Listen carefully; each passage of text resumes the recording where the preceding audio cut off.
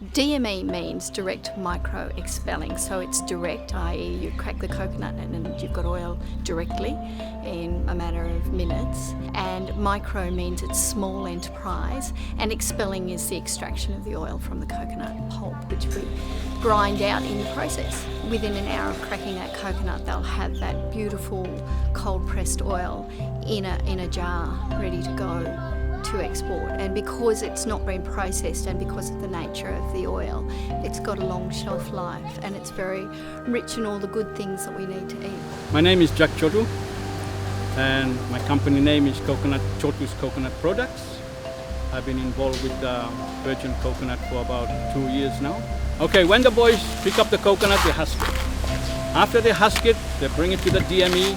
We grade the coconut, all the grow ones we put it one side, all the good ones we put it one side. All the coconut then goes onto a tray. From the tray, we cut them open. Again, we do grading. The bad ones, we put them outside, the good ones we continue. After the grading, it goes to the scraping. From the scraping, it goes to the weighing. From the weighing, it goes to the hot plate. Then from the hot plate, it gradually works its way down to the front of the dryer. By that time, it's perfectly dry. We put it in the cylinder to be pressed. After pressing the oil, we fill it up in a jug. From the jug, it goes into a bucket. Then in the bucket, we keep it for 7 days for settling. After settling, we transfer it into a 60-liter barrel. We then put it in a truck and load it all the way down to Coconut Pacifica, ready for export. From the cutting open of the coconut, to the scraping of the coconut, to the hot plate, right up to the press. By the time we get to the press, it should be about 20 minutes. There's a lot of excitement about DME and the opportunities that brings to communities. So we've got a lot of people really keen to become producers. And our whole model enables us to include new people into our network. So we have this vertically integrated value chain. You know, it's a collection of small businesses, of family businesses, community businesses, and they're independent and they manage things with advice, but as is culturally sensitive and what works in their own context.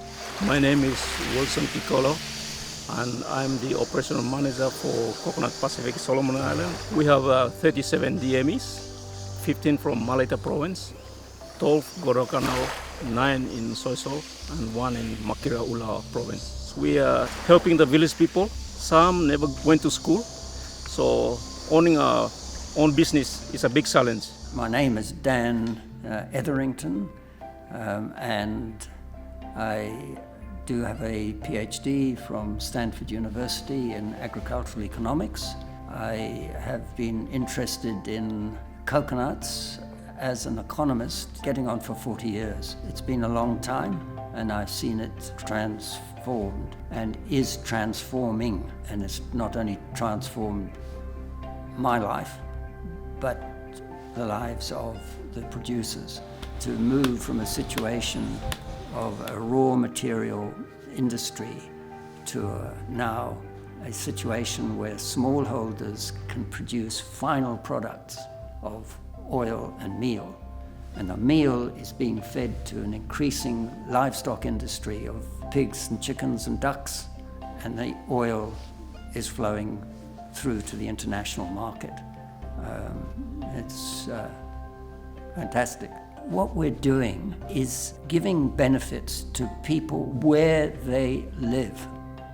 We are not requiring them to migrate to urban areas in order to earn an income.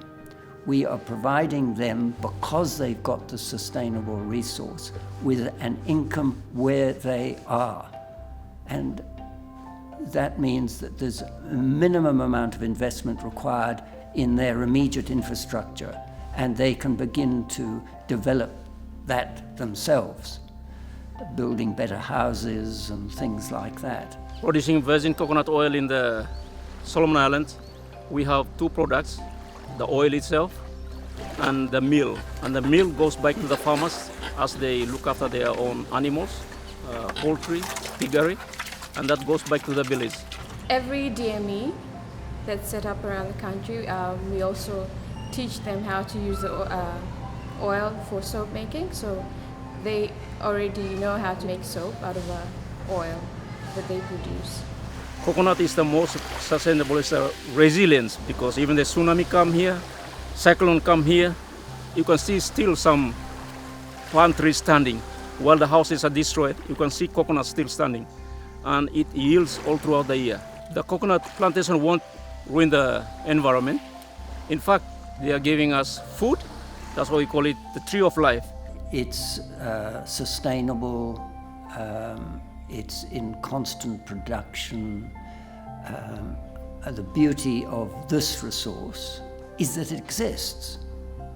It's already there. It's not that you are having to plant. Food security is a really important issue that people are grappling with in the Pacific and in the Solomons in particular.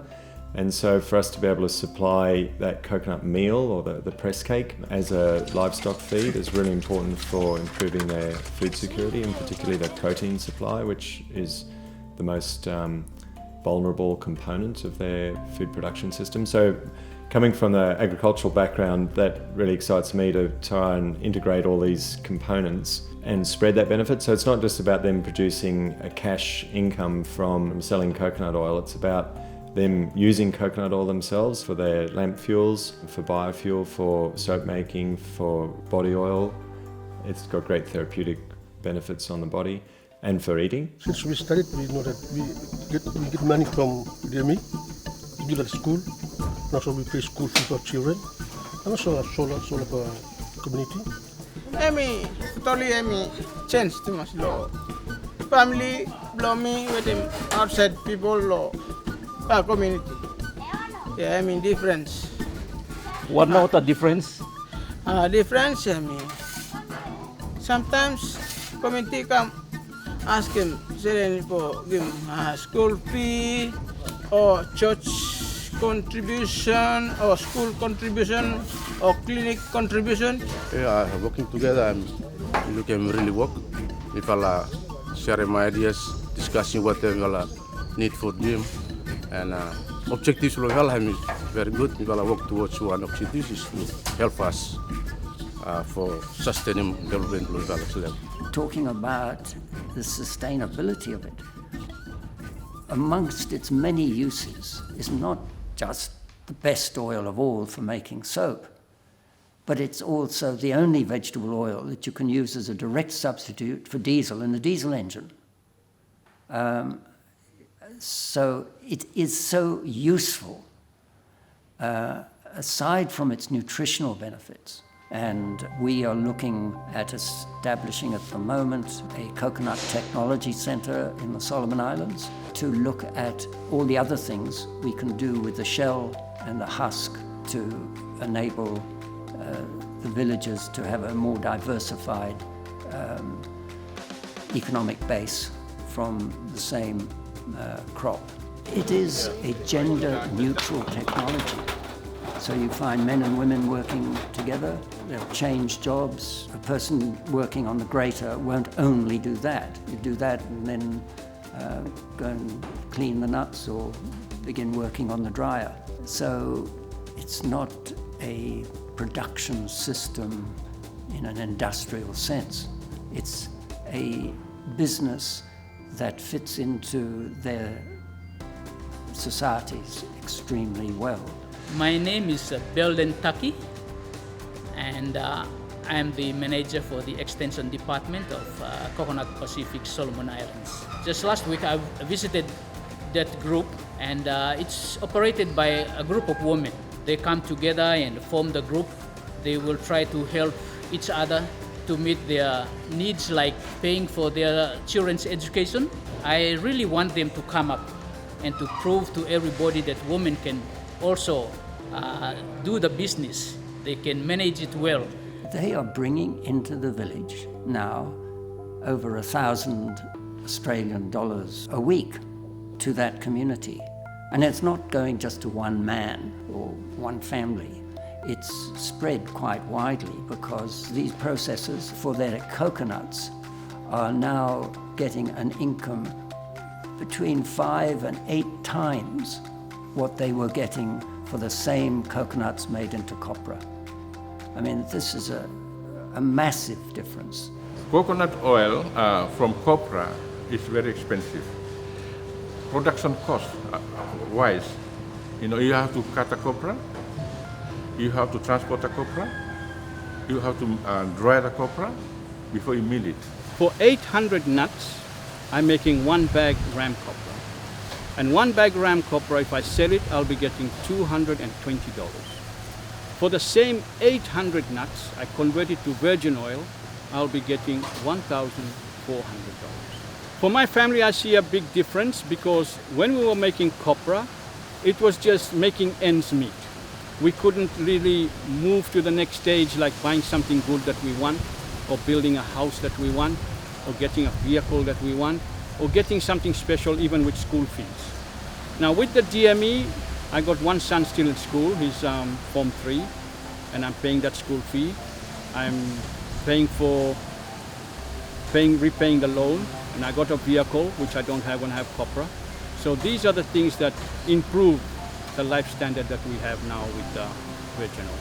The coconut industry, by moving away from copra and moving away from something that was akin to slavery to a very good quality products, has expanded at a rate that is quite phenomenal.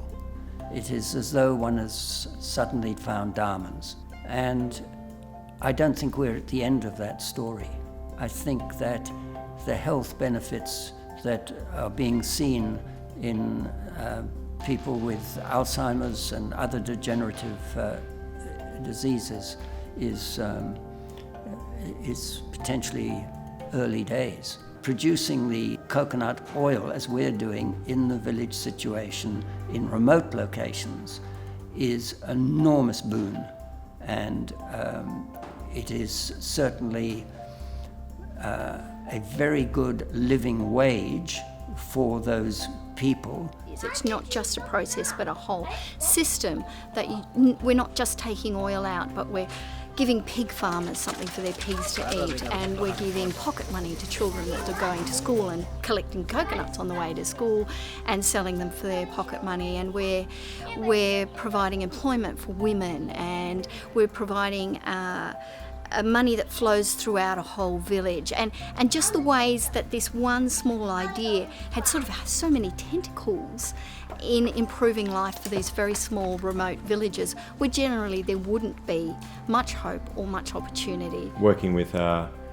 partners around the world in selling DME virgin coconut oil is really important, and if we can keep that growing, then we can keep bringing the benefits to producers in the Solomons, and keep adding more to those groups and increasing that trading, which makes such a difference in their communities.